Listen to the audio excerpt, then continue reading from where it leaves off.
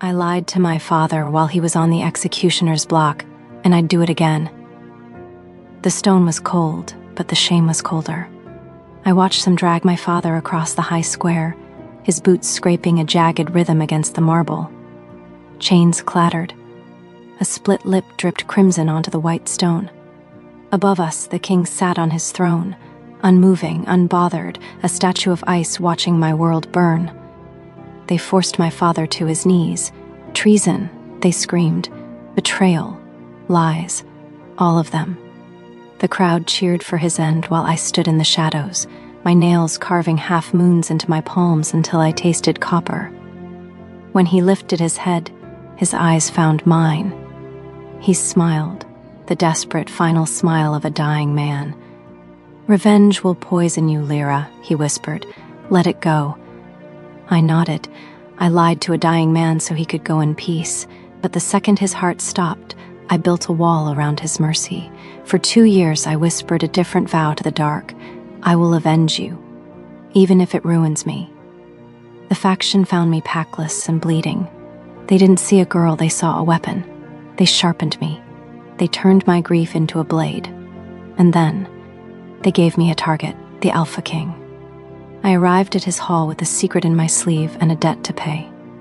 I was ready to lose my soul just to see him fall. But I didn't plan for the moment the king's eyes met mine. I didn't plan for the air to shift, or for the beast inside him to roar. He claimed me. Now, I'm trapped in his chambers with an unlocked door between us. My father's memory demands blood, but the mate bond is screaming for surrender. If stories like this speak to you, subscribe, so we don't lose each other. Chapter 1. The Poisoned Cup. In the 6 years, the Northern Packs buried 3 alphas. The seat of power no longer smelled of blood and dominion. It smelled of crushed wolfsbane and silver. To clear my father's name, I had to become the very thing they accused him of being. I slipped into the capital as a simple servant, blending into the steam and the chaos of the royal kitchens. No one looks too closely at a grieving girl carrying trays. They should have. I arrived at dusk a few days ago, applied for the position at the kitchen, got vetted and approved. I stayed watching him from a distance, marking him and waiting for my opportunity. And today was the day. The gathering hall was loud enough to cover a mistake. Brass clasps in my hair. Undyed linen. A provincial wolf, wide-eyed and unremarkable. Exactly the kind of diplomatic offering that passed without second looks. I had practiced the walk for 2 weeks. The exact pace of a she-wolf who belonged nowhere and posed no threat to anything. I had it down so well that the elder at the door barely glanced at my face before waving me through. The hall was everything the briefings had described. Stone walls, torches, a raised dais at the far end where the alpha sat without crown, without ceremonial pelt, without a single piece of ornament that wasn't made of scar tissue. 31. Dark-haired. Built like a man who had survived things that should not be survived, and knew it, and had stopped finding it remarkable. My pulse did not spike. I had trained the spike out of myself before I turned 20. But something else happened, something lower, something the faction's trainers had not put a name to. A recognition that moved through my chest before my mind could evaluate it. I looked away. You do not look at the target until you're ready. You look at the room. You look at the exits. I moved and placed the cup on the table. I looked up and saw his eyes on me. I didn't flinch. I had placed the compound myself, 3 hours earlier, through the kitchen corridor that faction intelligence had confirmed. Silver root concentrate, purified beyond anything available in open trade, dissolved in the wine at a dilution fine enough to pass a casual smell. Quick acting. Clean. I was not there to witness it. I was there to confirm. To watch the cup travel from table to taster, to verify the chain had not broken, to mark the death and walk out in the chaos. Simple. I had done harder work in worse rooms. And then something happened. A thin, nervous wolf who stood 2 steps to the alpha's left, blinking with the resigned patience of a man who had made a very poor career choice. Stepped forward to take the cup. A taster? This I was not prepared for. He lifted the cup, and the alpha looked at me. Not at the room. Not at the cup. At me. Across 60 feet of crowded hall, through the movement of 100 wolves in ceremonial dress, between the torches and the noise and the elaborate fiction of my constructed face. He looked at me. My pulse did not spike. I had trained the spike out. I looked away. 1 second. 2. Too late. He drank. 3 seconds. His throat convulsed. His hand clawed at the air. His body folded against stone with a sound like a dropped rope. Steel flashed. Elder wolves shouted. A she-wolf in the gallery screamed. The healers rushed in immediately and carried him away.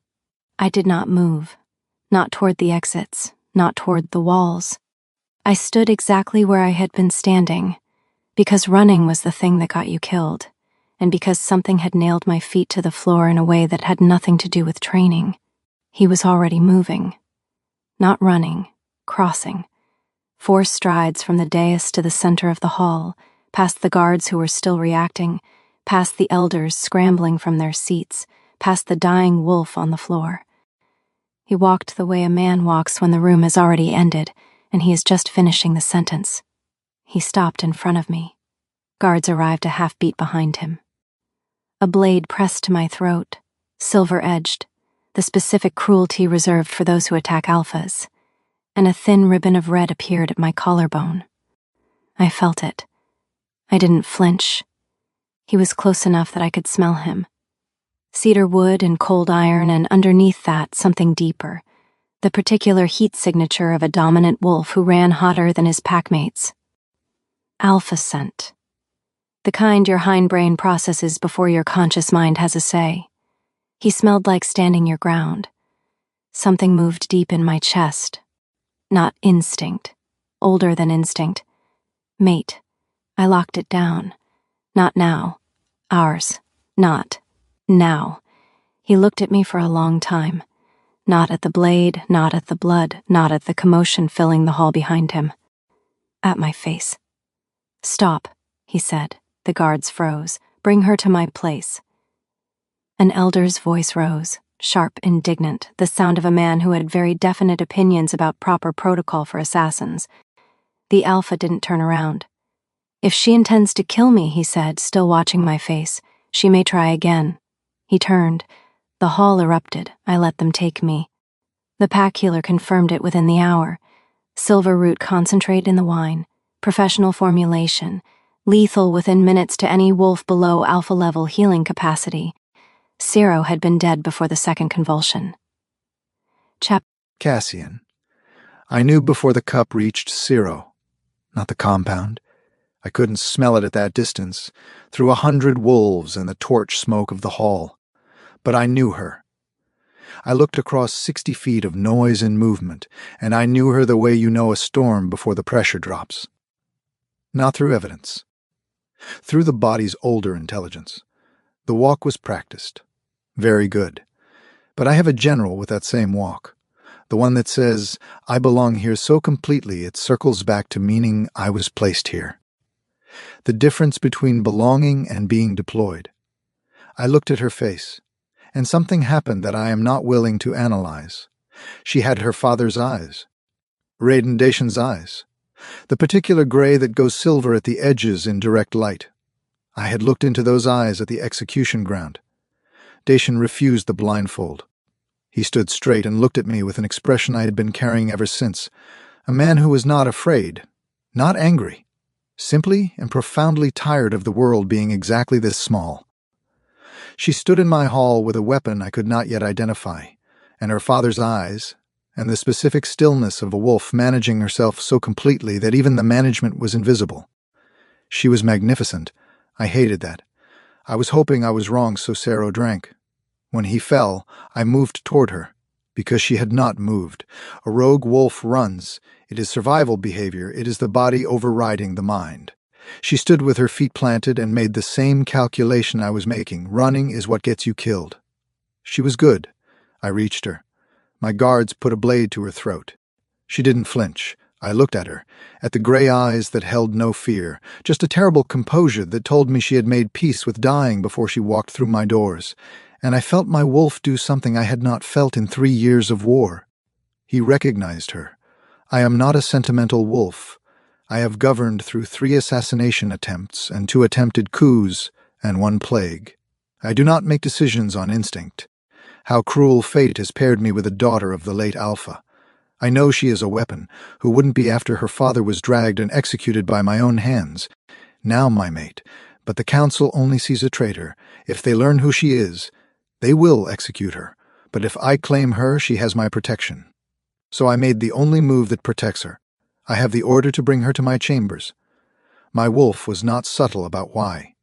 My wolf lifted for joy, but I know this is where my nightmare begins. I am going to claim her publicly, not out of love, but out of responsibility. Chapter 2. The Claiming. Lyra. I had been in the holding cell. I stayed the night waiting for my judgment and verdict. When the guards came for me, they took me, not to the execution ground, not to the council chamber. They took me to his rooms. The guard who escorted me was one of the general's men, compact, scarred, expression as communicative as a stone wall. He left me at the door and walked away without explanation. I stood in the corridor and understood that the absence of a guard was its own kind of message. I went in.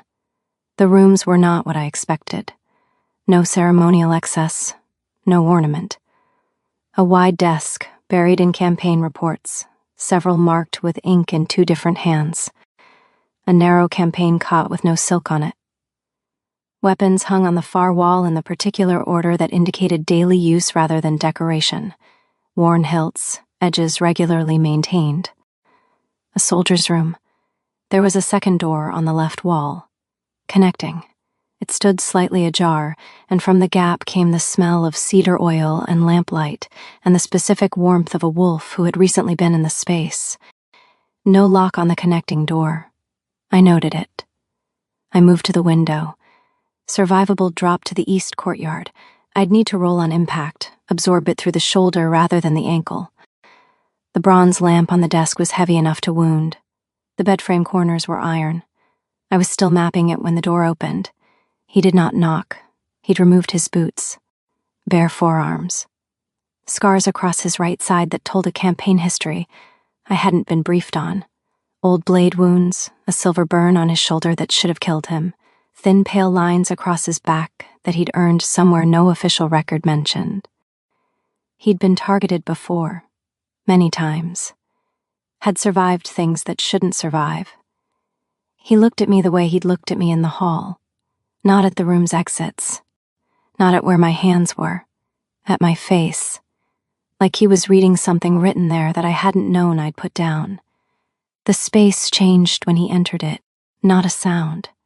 A pressure, his alpha field, the dominant wolf aura that higher-ranking wolves projected without trying, the thing that made lesser wolves want to lower their eyes. I kept mine level. His jaw tightened almost imperceptibly. He noticed. "You haven't eaten," he said. "I'm not hungry. You refused food in the holding cell." I went still. He had tracked my meals. He had asked specifically, deliberately, about a prisoner he could have forgotten entirely. "One question," he said. "Who sent you?" "No one sent me. The silver compound was purified beyond anything available through trade routes. My father was a pack alpha. I learned many things. Your father was executed for rebellion. The air between us hardened like cooling iron. Yes, I said, by your order." He didn't deny it, didn't flinch. Something moved behind his eyes, not guilt, something heavier, something that looked like a man who had heard this accusation before, from himself, nightly. "I did not order your father's execution because I wanted him dead," he said. "I ordered it because I believed the evidence presented to me." He crossed to the window, looked at the dark yard below. He turned to leave. At the connecting door he stopped. "Your blade, the silver-edged one strapped to your left thigh." I froze. I drew it, held it out. He took it, his fingers brushed mine. Warmth that had no right to exist in my hands. Did anyway. Then he held it back out. "Keep it," he said, because if I killed him, he wanted me to do it honestly. My composure cracked, not in my face, in my eyes, widening for half a second before I could stop them. You will stay, he said. Not as prisoner, prepare yourself, we are mate, and I intend to honor the bond that is the only way you would stay alive. I was speechless. What did you say? I asked. You heard me, he replied. He looked at me, a deep, exhausted intensity that was almost hunger. He stepped back through the connecting door. It swung almost shut. Not fully. I stood in the room that was not a cell and looked at the gap in the door and felt the compound I'd brought for him. The ceramic vial in the lining of my cloak press against my ribs like a second heartbeat. I had come to confirm a death. Now I am a prisoner. Well, that makes it easier. I thought, let the dust settle and I will try again. That night I dreamed about the connecting door. In the dream it was open, just enough to see the edge of the lamplight from his chamber. I stood on my side. He stood on his. And the dream distance between us, 3 feet of dark and 2 inches of oak, hummed like a plucked wire. I woke before dawn. Through the wall I could hear him, not sleeping. The particular rhythm of a man lying awake, managing his mind the way he managed everything. Deliberately. With the contained, methodical discipline of a wolf who had learned to make stillness into armor. He was awake. I was awake. The stone between us was cold when I pressed my palm flat against it. I pulled my hand back and stared at the ceiling until the gray light found the window. The ceremony lasted 9 minutes. I counted. Counting was something my body did when my mind needed occupation. The alternative was feeling, and feeling in a room full of elder wolves who'd voted on whether to execute me 2 hours ago was not something I could afford. No flowers, no howl of blessing. 2 elder wolves as witnesses, their expressions like men assigned to an unpleasant duty they couldn't pass to anyone else. A claiming ceremony for a rogue wolf was not a wedding. It was a collar made of tradition. A declaration that I now fell under the Alpha's authority, his protection, his right to my presence in his territory. I wore undyed linen. He wore the same military-cut jacket from the feast. He hadn't changed. I filed that. The elder spoke the old words. Cassian repeated them in the flat register of a man reading field orders. When the elder turned to me, I spoke clearly. No tremor. I said the words the way you sign something you intend to burn. I mapped the room. Narrow eastern window, survivable drop to courtyard, bronze lamp, iron bed frame corners. All the same calculations as the first room. All the same exits. Habit. The faction trained it before they trained everything else. Map every room. Know every exit. You are always one bad decision away from needing to move fast. The connecting door opened. You've mapped the room, he said. It wasn't a question. Yes. The eastern window is 20 feet to the courtyard. You'd need to roll. I know. The lamp would wound but not incapacitate. The bed frame corners. I know. He sat in the chair across from the narrow desk, his elbows on his knees, looking at me with that same unreadable attention. The compound you used, he said. You didn't brew it here. No. Where? Far enough away that it doesn't matter now. He was quiet for a moment. Who trained you? Not in compounds, in this. He gestured, a small motion that seemed to indicate everything. The constructed face, the walk, the scent masking, the 9 minutes of ceremony spoken without a single tell. Does it matter? Someone spent considerable time and money making you into a weapon. I'd like to know who owns the investment. No one owns me? No, he said. I can see that. His scent had been in this room for hours before I arrived. Cedar, iron, the deep warmth underneath. My wolf registered it the way she registered nothing else. Not threat, not territory. Mate. I pressed the word flat. He killed father. She went quiet for a moment, then soft and immovable as stone beneath water, still ours. I had no answer for that. So I said nothing, which was the most honest thing I had done all day. He stood, crossed to the connecting door, paused with his hand on the frame. Whoever trained you, they expected this to be over. They expected you'd either succeed or die. He looked back at me. They didn't plan for this. He stepped through. The door swung behind him, open 2 inches. I sat on the edge of the bed for a long time, listening to him move in the next room, the scratch of parchment, the sound of a lamp being trimmed, the particular silences between sounds that told me he was reading something that troubled him. At some point in the dark, his lamp went out. Mine was still burning. I crossed the room, set the lamp on the floor by the connecting door so the light spilled through to his side. Then I got into the bed and lay on my back and looked at the ceiling and thought about the ceramic vial still in my cloak lining, and about the way he'd said the evidence was presented by wolves who had reason to want him gone, and about the fact that he'd given me back my blade. I was also thinking about his scent. I was thinking about it with an intensity that had nothing to do with analysis. Cold iron, the heat signature underneath, alpha metabolism, something I could now map from across the room. I had been briefed on mate pull. Every faction operative who went into proximity work got that briefing. Your biology will attempt to identify certain wolves as potential mates. This is a vulnerability. Recognize it, suppress it, complete the mission. I had the briefing. I was looking at the ceiling, thinking about the warmth of his fingers. The briefing, it turned out, had not anticipated him. Lyra, a pattern formed. Morning meals, private, no servants after the food was placed. He dismissed them before they finished setting the table. A small motion, almost unconscious. It took me 4 days of watching to understand it wasn't caution. He dismissed them so they wouldn't have to hear the conversation. A man who understood that certain discussions were burdens, and that burdens should be distributed thoughtfully. The table was narrow. Our knees nearly touched. First morning I shifted back a fraction. He noticed. He always noticed. "You're checking for silver," he said. "Habit. Professional habit." "Yes. As is mine." He picked up his cup, smelled it, set it down and picked up mine instead. I stared at him. "You were watching mine," he said, "not yours." He had switched the cups. He was drinking from the one I'd been watching, which meant he trusted that if I had poisoned his, I would not also have poisoned the one I held.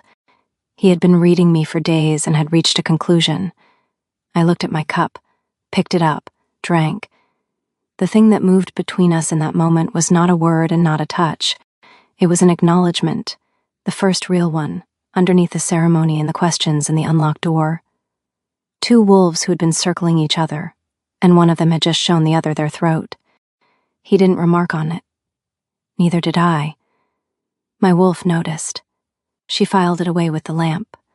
He included me in strategy sessions 2 weeks in, 4-pack generals, campaign maps, a trade dispute with the eastern border packs that was not structurally a trade dispute.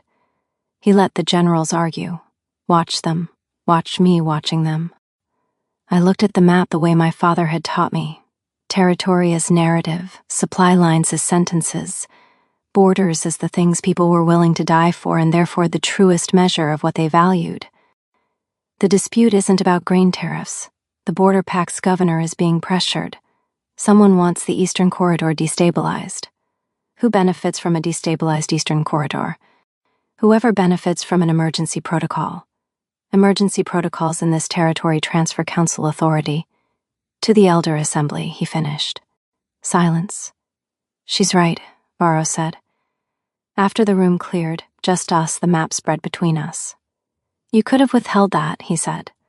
"The wolves manipulating that border situation are not the wolves who briefed me, but they want the same thing." He went still.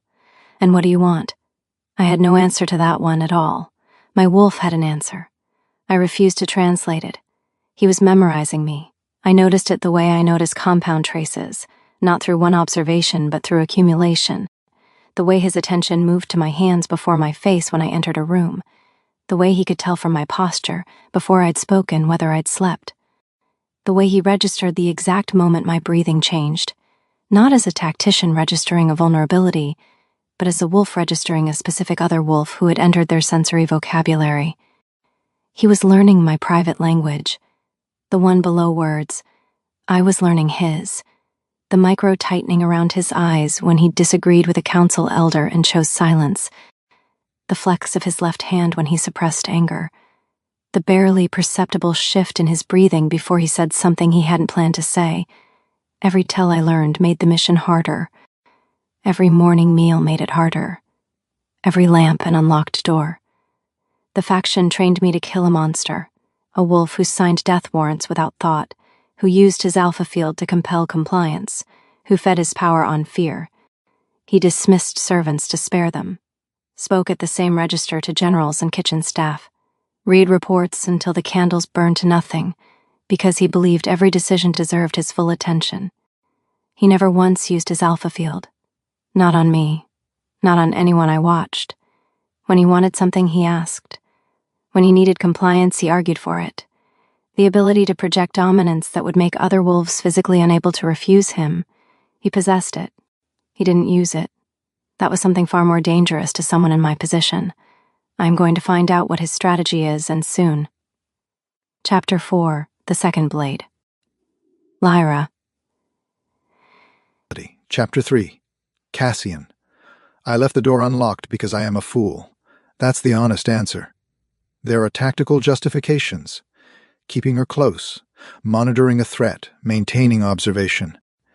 I gave myself all of them. I am very good at giving myself justifications that sound like strategy and are actually something simpler. I left it unlocked because I wanted her to know she could walk through it. She moved through my keep like she had always been there, not comfortable. That's not what I mean. She moved like a wolf who has mapped every exit and made peace with every scenario, including the worst one. Like someone who arrived at a kind of freedom through absolute preparation. I recognized it. I had done the same thing. 3 years ago, when I took the alpha seat and understood that a significant portion of my territory wanted me dead, I had walked through my own keep this way. She did it better than I did. I found myself watching for her. The moment her scent reached the strategy room before she did, the particular way she sat at tables, always with her back to a wall. The morning I walked to the connecting door and found light spilling from her side into mine. She had moved her lamp to give me light to read by. I stood in the dark on my side of the door for longer than I will admit. This wolf I had claimed from a hall where she stood over Ciro, my taster. She had moved her lamp. I told myself it meant nothing. I registered her every breath, not as a hunter, but as a man starving. I am meant to pay for my mistakes, yet she makes staying away impossible. She is the smartest woman in the room, her mind a sharp blade, but beneath that weight we both share, she's a queen in linen. I went back to my desk and sat with Raiden Dacian's name and the document in my bottom drawer, and the question I could not answer. Was there any version of this situation in which I had done anything right? I could not find one. She deserved her father. She deserved the life she should have had. I had signed his name on a death warrant and set all of this in motion. What I can do, with an urgency that doesn't feel like strategy, is make sure she knows what actually happened, what was real and what was built from lies. Whether she uses that information to finish what she started doesn't change that she deserves it. That's what I told myself. It was mostly true. Chapter 4, The Second Blade. Lyra. The attack came on a Tuesday. We were walking the eastern corridor, 2 pack guards flanking him, me 3 steps behind. Between the second and third column on the left, the air changed. Not a sound, a density. The compression that precedes violence, the wolf sense of displaced intent, the way a predator feels another predator's focus shift from passive to active. Sense shift, too. Adrenaline, silver, the metallic edge of a wolf who had suppressed themselves badly and was flooding cortisol at the moment of commitment. My body reacted before my mind formed words. I reached for my thigh. The blade was there, his blade, the one he'd given back. I drew it as I moved. Down. The attacker came from behind the column. Packguard uniform. Face wrapped. Short sword with a silver-treated edge aimed at the gap between Cassian's neck and shoulder. A killing stroke from someone who knew where the arteries ran deepest. I intercepted. Not a block. A redirection. Angled my wrist so the short sword slid along my steel, momentum carrying it past his shoulder. The silver edge caught my forearm, a shallow score. I felt the burn immediately. The attacker reset. Second strike. I stepped inside his guard, found the soft tissue behind his wrist, cut the tendon. His sword hand opened, fingers spreading almost gracefully as the weapon hit stone. The guards overwhelmed him in seconds. Cassian was not looking at the attacker. He was looking at me, at my forearm, at the blade in my hand, his blade, and the silver score already heating red at the edges. "You're injured," he said. "Superficially," I said. "You've been armed every morning since I returned your blade." "Yes. You could have used it on me, any meal, any corridor, any night through the unlocked door." The words sat between us. "Yes," I said. The pack healer treated his shoulder bruising first, then my forearm. After she left, we were alone in a small room that suddenly felt much smaller. He stood, crossed to me, stopped close. His scent in a small room was different from his scent in a corridor, more immediate, more layered. Cedar, iron, the warmth I associated now only with him. My wolf went very still, the particular stillness of something holding itself carefully. He reached for my injured arm, not the wound, below it. His fingers closed around my wrist where the pulse beat. He held it, my heartbeat hammered against his fingertips, not the steady rhythm of combat, something faster, something I could not regulate. During the attack, blade, redirection, silver burn, the wet sound of tendon separating, I had been cold, professional, clinical. Now my hands were shaking. "Your pulse was steady when you cut his tendon," he said. "Yes, it's not steady now." He was right. I didn't answer. He held on 3 seconds too long. Then he released. The warmth stayed after his hand was gone, not in the skin, in the place the body keeps the things it doesn't want to forget. "I haven't decided what I am to you," I said. "Neither have I." He left. I pressed my palm against my wrist. The warmth stayed, deeper than skin. That night I lay in the dark and I didn't replay the attack. I replayed his hand on my wrist. The faction had trained me to override the mate pull. They had not trained me against this, against a wolf who noticed when I hadn't eaten, against a wolf who returned my weapons and left the door unlocked and asked for my analysis instead of my silence. That wasn't seduction. That was attention. And attention from a wolf who noticed everything felt like being held without being touched. In the next room, I heard him, the scratch of parchment, a lamp trimmed, the silences between sounds that told me he was awake, thinking that whatever he was thinking had not resolved.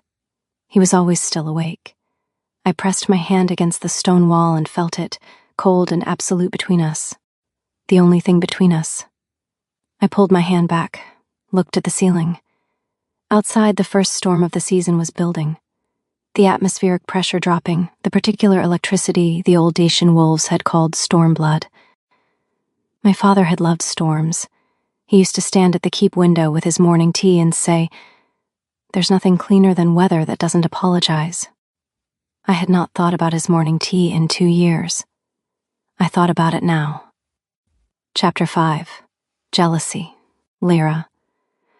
A few moons passed and Elder Corvinus proposed the secondary claim at the council session on a Thursday with the calm efficiency of a man who had been preparing the argument for some time.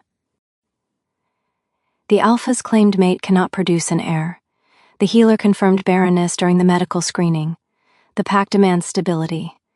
I propose a secondary claim, the daughter of General Tiberius, a proven bloodline.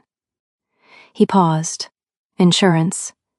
Against the possibility that the current arrangement proves temporary. "I will think about it," Cassian said.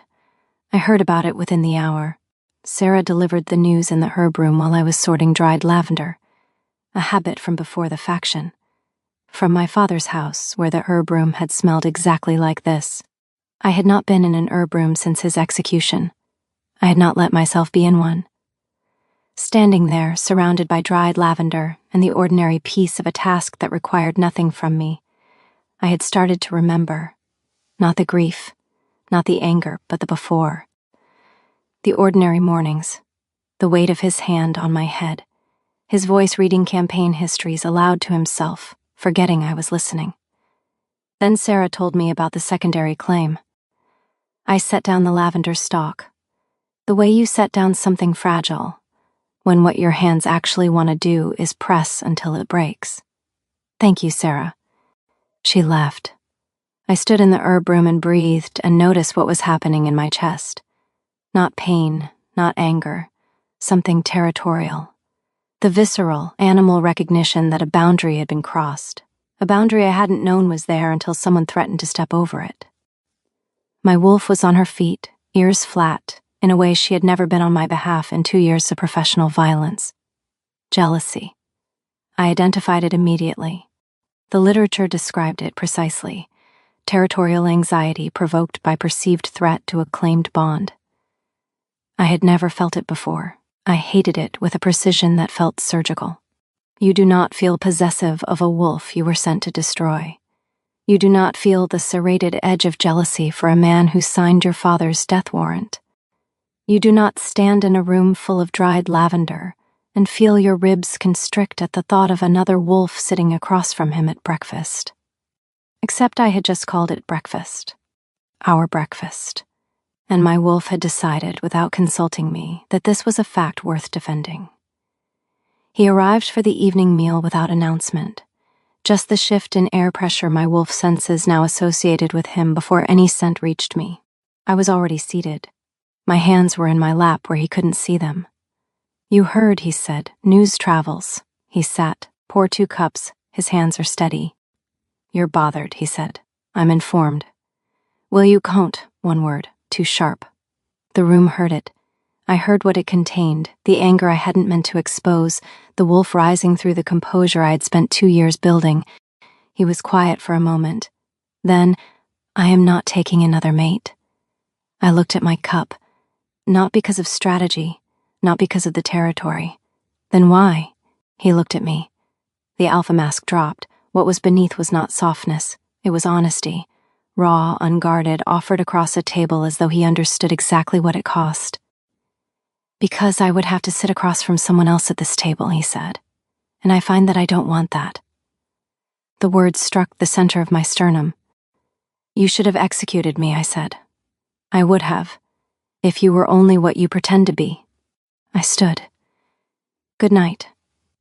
I walked to my chamber and pressed my back against the connecting door and slid down to the cold floor.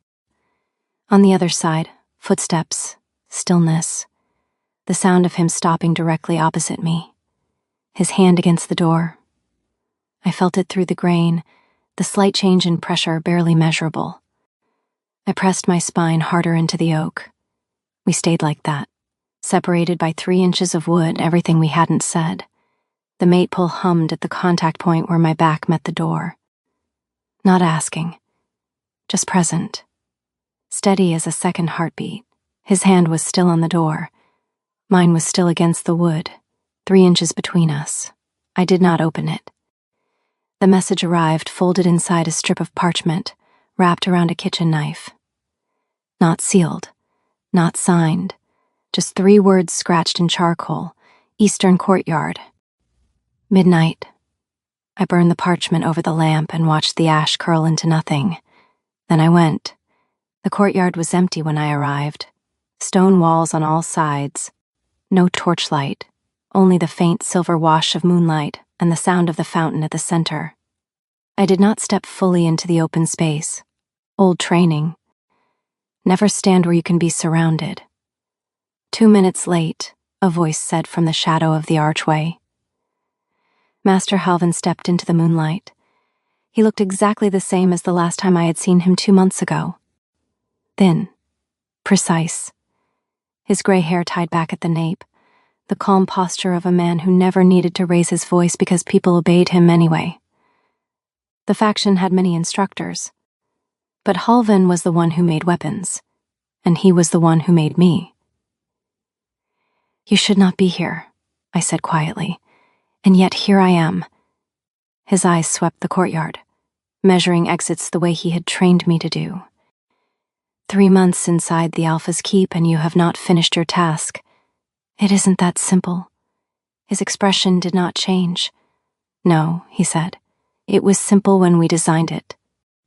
Silence settled between us. The fountain splashed steadily. "You had access to his table," Halvin continued. "You had the compound. You had the opportunity."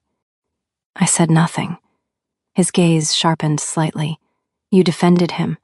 The words landed like a blade placed carefully on the table. I kept my face still. During the corridor attack, he said, you stepped between him and the assassin. That wasn't... It was exactly that. His voice remained quiet, but something colder entered it. You protected the target. I felt my jaw tighten. The wind shifted across the courtyard.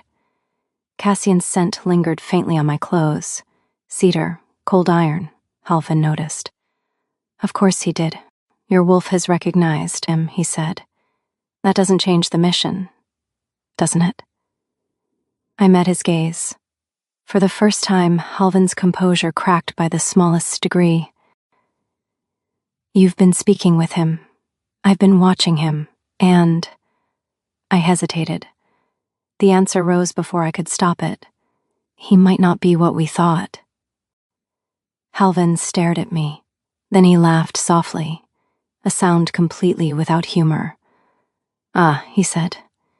So this is the problem. What problem? You've begun to see the man. His voice hardened. That is not your role, Lyra. He dismissed servants so they wouldn't hear difficult conversations, I said, before I could stop myself. He reads reports until the candles burn out because he thinks every decision matters. He never uses his alpha field to force obedience. Halvin listened with the patient expression of a teacher, allowing a student to finish an incorrect answer. When I stopped speaking, he tilted his head. You're defending him. I'm describing him. You are falling in love. The word hit harder than any accusation he had made. That's not... Do not lie to me, he said sharply. The sound of the fountain seemed suddenly louder. You think he is a good man, Halvin continued. You think perhaps the world is more complicated than we told you. His eyes held mine. But this mission was never about complication. It was about justice. Justice, I said. Your father died because of him. Halvin stepped closer. If Cassian Vale is still alive in 3 days, he continued, we will assume you have chosen him over us. And then? His expression returned to its usual calm. Then we will send someone who does not hesitate. The meaning was clear. Not just Cassian, anyone close to him, anyone in the way, including me. Halvin stepped back into the shadow of the archway. One last piece of advice, he said. Do not confuse kindness with weakness. Then he disappeared into the darkness. I stood in the courtyard long after he left. 3 days. The mission. The man. The wolf inside me whispered the same thing she had whispered the first night in the hall. Mate. I closed my eyes, and for the first time since the mission began, I did not know which side of the blade I stood on. Chapter 6. The Compound. Lyra. He fell ill on a Sunday, fatigue first. By Monday evening it had architecture, a heaviness in his limbs that told a different story than overwork. An alpha-level wolf's body was built to compensate, to reroute, to continue. This was something interfering with the compensation. By Wednesday morning, he gripped the edge of the strategy table to stand. I recognized the symptoms before the healer finished her examination. My compound, my formulation. The silver root concentration adapted for slow absorption, developed specifically for high-profile targets with alpha-level healing. I went to my cloak lining. The ceramic vial was untouched, full. A secondary operative. Someone else in the keep, finishing the mission I hadn't completed. Someone who would succeed where I had failed. And in succeeding, ensure I was blamed. If Cassian died, the faction claimed success. I was executed. The truth about my father drowned beneath politics. I put the vial down and went to work. Silverweed root, bone marrow extract, white willow bark, specific temperature, specific ratios. I had brewed it dozens of times in training. My hands were shaking. I had held blades in high wind conditions without a tremor. I had walked into rooms full of wolves who wanted me dead with a completely steady pulse. I had stood in a claiming ceremony for the man I'd been sent to kill and felt nothing in my hands but professional calm. Now I worked around the shaking. My father used to say, "Your hands are not you. They are only what you have. Use what you have." His chamber, dark, one lamp wick almost spent. He lay with the sheets damp and his breathing shallow but controlled. Even ill, even weakened. He controlled his breathing. That was the most him thing I had ever seen. He heard me cross the room, his eyes opened, even through the fog of the compound, that focus. Direct, unguarded in illness in a way it never was in health. "You're here," he said. "I'm here." His nostrils flared, scenting me, reflex. "The keep thinks you're finishing what you started," he said. "I know." I held up the cup. He looked at it, then at me. His face in the near dark had none of its armor, just bone structure and the particular green of his eyes, the color that went almost gold at the edges in lamplight, and the expression of a man who was very tired and had stopped pretending otherwise. "If this is your hand," he said, "I want to be looking at you when it happens. Not, did you do this? Not, I'll kill you if you have. If this is your hand, be here for it. Give me that much." My hands shook harder. "Drink," I said. "Tell me what it is." "An antidote for something that should never have been used on you." He looked at me for a long time. I let him. I dropped everything, the constructed face, the neutral scent work, the years of professional composure. Whatever was in me, I let him read it. The grief and fury and the thing that had been growing in impossible soil for 2 months, and that I still refused to name out loud. "I would let you silver me if it meant you stayed," he said. "The mistake you are making is thinking I could ever be your executioner. I am just a man defeated by the way you say my name. Every morning is a gift I don't deserve, but I will fight the world to keep it if you let me." That single word broke me. Tears running down my chin uncontrollably. He drank. I watched every drop disappear. My fingers found his jaw, rough with days of growth, warm despite the illness, alive in a way that made my chest pull tight with a relief I hadn't been prepared for. "Stay," he said. I sank down beside the bed. His hand found mine, weak grip, but unbroken. The hours passed. He surfaced and submerged. Each time he woke, his fingers tightened on mine. Each time he slipped under, the grip loosened but didn't release. I sat on cold stone with his hand in mine and felt nothing but the specific animal terror that his breathing might stop.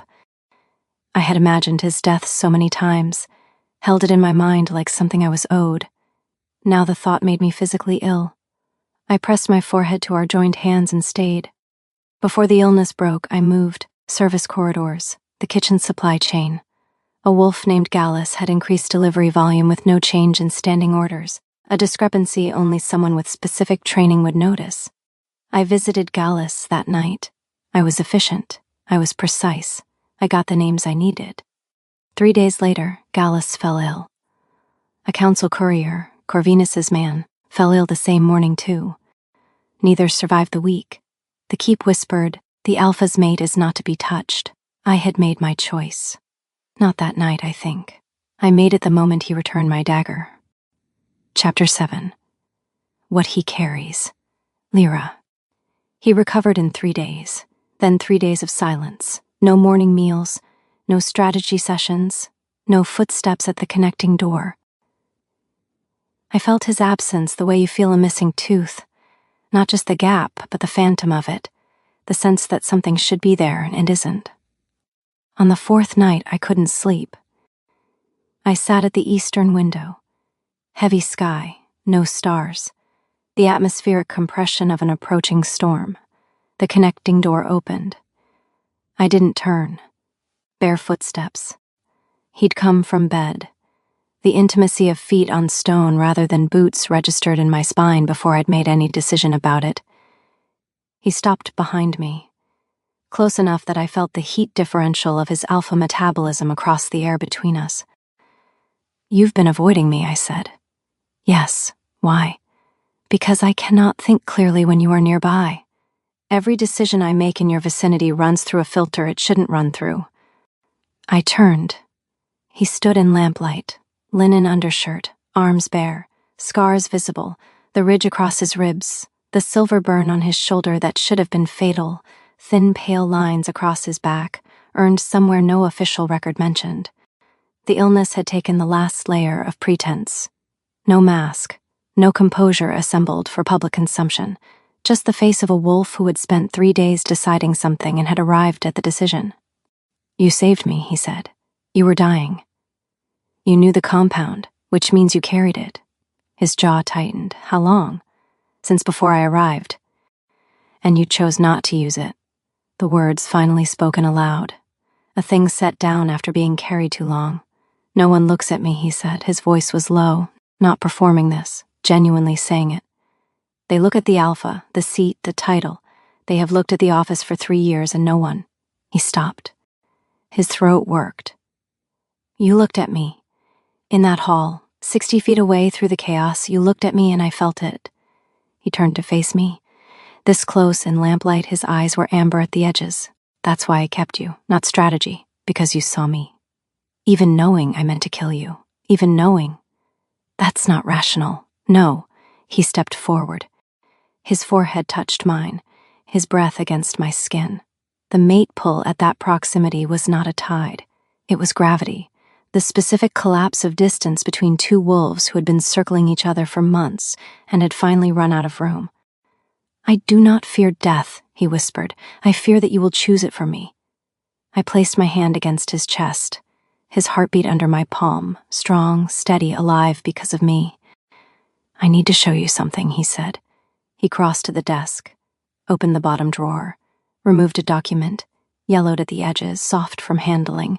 The ink faded in places where a thumb had pressed, again and again in the same spots. The same lines read so many times the page had remembered the pressure. "This is the execution record, the full one." I took it. My hands did not shake. The faction trained shaking out of me the same year they trained me to handle silver compound without flinching. But my chest was doing something that had no clinical name. I read. My father's name, his territory, the charge, the evidence, each item in the precise language of bureaucratic violence.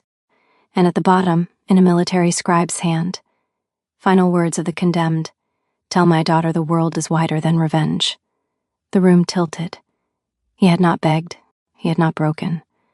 He had refused the blindfold and stood straight and spent his last breath not on justice, not on hatred, but on me, on the world being wider than the corridor of rage the faction had been building from his daughter's grief since the day they found her packless and burning, and offered her purpose that was really just a weapon wearing purpose's face. My father had understood, at the moment of his death, that the world was larger than what they'd told me, and his last act was trying to tell me so. "Turn the page," Cassian said quietly. Behind the execution record, a second document.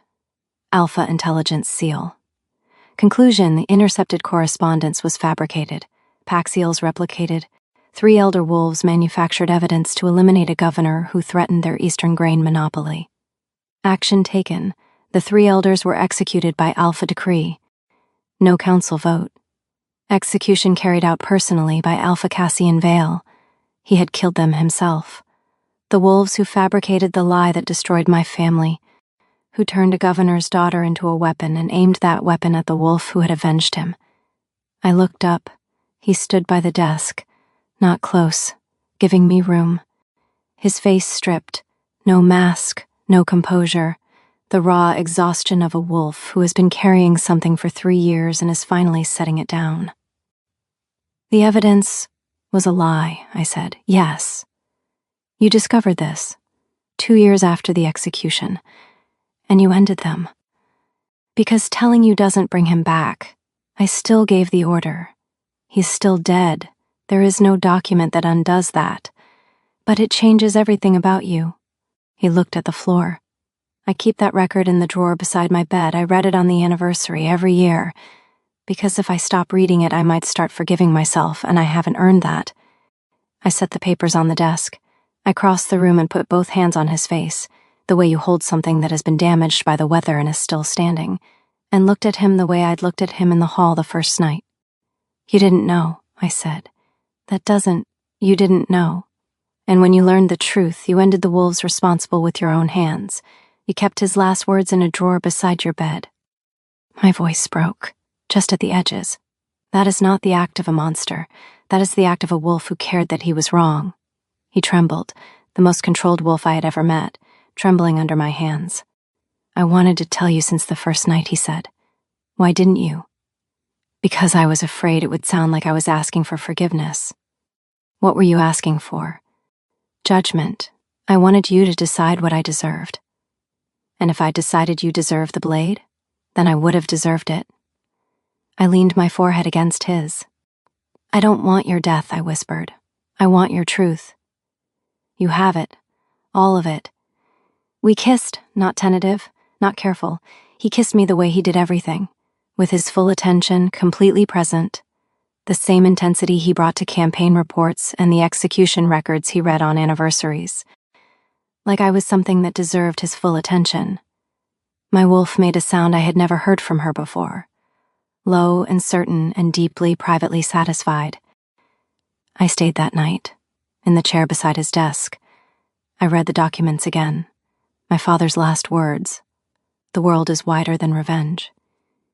He hadn't been asking me to forgive. He had been asking me to choose, to refuse the narrow corridor and find a wider path.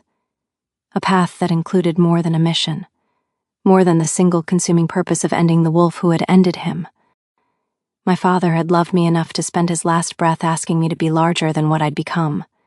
When Cassian woke, I was still in the chair. You stayed, he said. I stayed.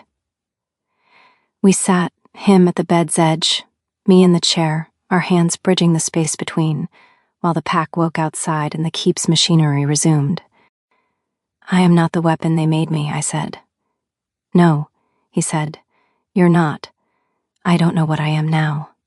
He looked at me, at the scars on my hands and the Dacian knife at my hip. You're you. Chapter 8. Cassian. The charge was brought at dawn. I sat in the alpha seat and listened to Corvinus build his case with the thorough, methodical efficiency of a man who had been constructing it since the claiming ceremony. 7 speakers. Each argument for her execution landing with the weight of procedural inevitability. Pack law was clear. The evidence was documented. The sentence was mandatory. I looked at Lyra standing under escort in undyed linen with brass clasps in her hair, exactly as she had looked the night I first saw her. Her face composed. Her hands still. A wolf who had made peace with every scenario, including the worst one, and had come to this room anyway. No one spoke in her defense. I let them finish. Then I stood. I walked through the center of the room. Stopped in front of her. She looked at me. Not at the room. Not at the exits. At me. The same way she has always looked at me. Like she is reading something written in my face that I didn't know I'd put there. I turned to face them. She was sent to kill me. The hall went silent in a way that was physical. I knew from the first night when I saw her face, she is the daughter of the late Alpha. I recognized the extraction method. Professional, faction-trained. I looked across every face in the hall, and I chose to keep her. Not because I am a fool, because I looked at this wolf and saw something this council has not shown me since I took the Alpha seat. I paused. Honesty. She came to kill me with her own hands. Her own life wagered against mine. She did not hire intermediaries. She did not whisper poison into colleagues' ears over dinners. She walked into my gathering hall and attempted to end me face to face. That is more courage than anyone in this hall has shown me in 3 years. Corvinus had gone pale. When I fell ill, she had every reason to let it happen. The wolf who ordered her father's execution was dying. The mission she had trained her entire adult life to complete was finishing itself without her. I turned from the council. I turned to her. Instead, she brewed an antidote at midnight, came to my chamber alone, and held my hand until the compound passed. The hall was absolutely still. I stepped to stand beside her. She is not a prisoner. She is not an assassin. I looked at her. In her face, nothing managed. Nothing constructed, just the gray eyes that had looked at me across a hall full of chaos and seen me, not the title, not the office, not the throne. She is my mate, not by ceremony, by every day since the night I looked at her across 60 feet of chaos, and she looked back at me, not at the exits, not at the guards, at me. What I said next was not planned.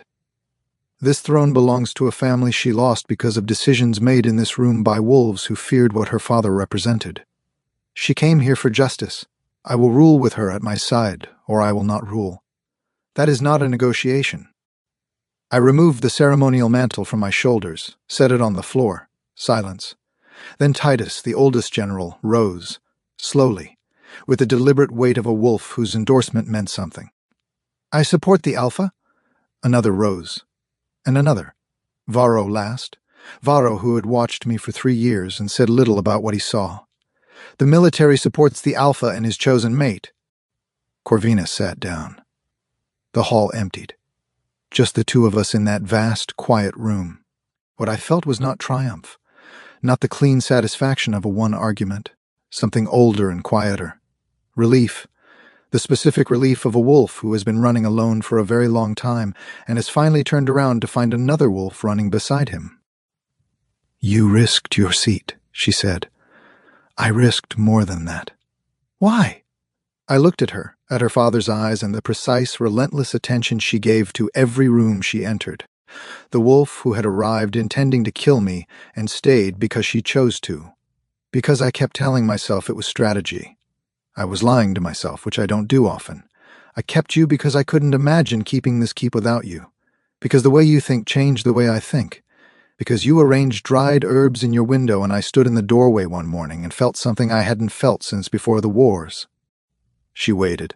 "Home," I said. The word cost something. I said it anyway. She crossed to me, put her hands on my face. "I was trained to kill you," she said, "and instead I memorized you. Then we are even. I have been memorizing you since the first night. I choose you, not because of the Alpha seat, not because of the territory, not because you avenged my father." She paused. "Because you gave me back my blade and left the door unlocked. Because you asked for my analysis instead of my compliance. Because you never once used your Alpha field on me, in months of proximity, with every reason to, and you never took it." Something was happening in her face I had never seen there before. Not the composure, not the wall, something underneath all of it. "Because you are the kind of wolf my father would have called worthy, and I didn't know that until it was too late to be anything but this." Her voice was steady. My grip tightened. I pulled her close. What came through was not strategy, not dominance, not the controlled competence I had assembled over years of governance. It was relief. The deep, animal relief of a wolf who has been running alone for a very long time and has just felt another wolf running beside him, choosing the same direction. I held on. She let me. Chapter 9, The Choosing, Lyra. Corvinus was convicted at a closed council session 3 days later. Evidence of his association was presented to the council. Title stripped, remanded to service at the cold border. He left without speaking. He looked at me once on his way out. I looked back. I did not look away first. The morning after the hall, I went to my chamber and found the ceramic vial. I stood at the eastern window with it in my hand, the gray light coming in from the courtyard. Kitchen smoke, footsteps, the sound of a pack waking. I thought about the wolf who had arrived here, who had walked into the gathering hall with this compound against her ribs and a mission so simple and righteous it had felt like breathing. Kill the monster who killed your father. The world made sense that way. Grief made sense. Even becoming a weapon made sense. I thought about my father standing straight and refusing the blindfold. Tell my daughter the world is wider than revenge. He had known what they were making me. His last breath had been an argument against it. I turned the vial over in my fingers. Then I opened the window and threw it into the courtyard below. The glass shattered on stone. The compound spread, darkened, dried. By midday it would be dust. I heard footsteps behind me, the connecting door. "You're up early," Cassian said. "I always get up early." He stood beside me at the window and looked at the small dark stain on the stone below. "Was that? Yes. You didn't have to do that for me," he said. "I didn't do it for you." I turned from the window. "I did it for my father. He spent his last words asking me to be larger than revenge. The least I can do is try. He reached for my hand, not dramatically, just the simple, deliberate motion of a wolf who had decided where his hand belonged and had stopped arguing with himself about it. I let him. A servant found glass in the eastern courtyard that afternoon. She swept it away. No record made. The faction sent one more operative 6 weeks later. She was young, younger than I had been when they found me. Packless, grieving. I visited her in the holding cell. I told her about my father's last words, about what it costs to become a weapon, and what it costs, differently, to put it down. She listened. She did not soften immediately. Weapons don't. But she listened. I came back the next day, and the day after that. Cassian did not ask about it. He noticed. He always noticed, and he left it alone, which was the most Cassian thing he had ever done. The meeting place had not changed. The abandoned watchtower outside the southern wall still leaned slightly into the wind, the stone steps worn hollow from generations of sentries who had once guarded a border that no longer existed. Halvin stood inside when I arrived, exactly where he always stood. Back to the wall, eyes on the door. He did not look surprised. I wondered how long it would take you, he said. The room smelled of old dust and oil, and faintly, of wolves who had passed through recently. More than one. You sent another assassin, I said. Halvin shrugged slightly. The mission remained incomplete. That was the intention. My hand curled slowly into a fist. Halvin's gaze sharpened. I stepped closer. He is my mate. Halvin studied my face carefully. You've chosen him. I've chosen the truth. Truth, he repeated softly. The truth that the faction lied to me. The truth that you took my grief and sharpened it into a blade. Halvin did not move. Grief is useful, he said. Not anymore. The air between us shifted. The old instinct stirred inside me. The one Halvin had spent 2 years building. The weapon. I came to give you a warning, I said. His eyebrow lifted. A warning, yes. I stopped 3 steps away from him, close enough that he could see my eyes clearly. You will not send another assassin after Cassian Vale. Halvin smiled faintly. And if I do? The smile did not last long, because something changed in my posture. Not the trained assassin stance. Something colder. You remember what you made me, I said. Very well. Halvin's smile faded completely. You spent 2 years forging a weapon. I stepped closer. So let me explain something clearly. The wind rattled the broken shutters of the tower. If anyone from the faction touches my mate again. I let the words hang. That day will be the last day this organization breathes. Halvin's eyes hardened. You're threatening us. No. My voice stayed calm. I'm promising you.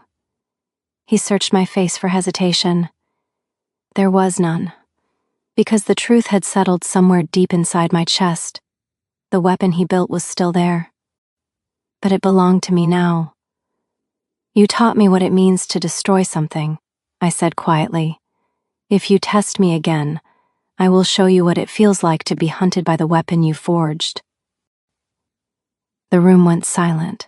Halvin exhaled slowly. You've become dangerous. I glanced back once. Yes, I said. That was always your goal. Then I stepped into the night. When I returned to the palace, Cassian was standing in the corridor outside our chambers, barefoot, half awake, watching the doorway. You were gone, he said quietly. Yes, he stepped closer. Should I be worried? I shook my head. No, his hand found mine, warm, steady.